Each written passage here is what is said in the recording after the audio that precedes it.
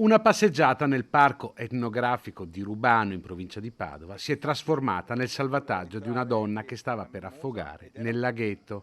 Protagonista Dylan, un pastore australiano di 5 anni. Io e Dila ci siamo messi ad Ecco, attendere. facciamolo vedere. Sì, ci siamo messi qua e ho cercato di avvicinarmi il più possibile, magari con un tronco, per riuscire a prenderla, magari perché si aggrappasse, perché la vedevo sempre annaspare un po' e non ci sono riuscito. E a un certo punto, visto che la testa andava sotto, aveva delle bolle e non ho esitato, ho cercato di togliermi la roba il più possibile, lui, Dila, mi ha anticipato, ha fatto un salto.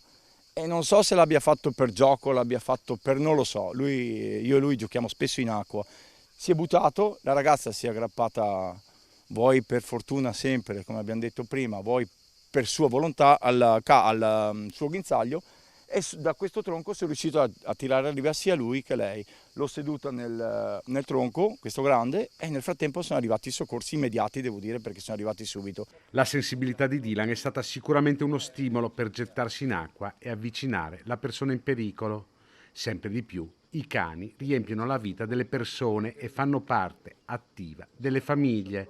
Per questo Paolo, che con Dylan ha un legame molto forte, invita a non abbandonare gli animali durante il periodo estivo. Loro sono animali, ormai vivono con noi e devono essere amati per quello che sono, perché loro a noi non esitano a salvarci, vedi in questa situazione, e non esitano a darci il loro amore, si farebbero qualsiasi cosa per noi.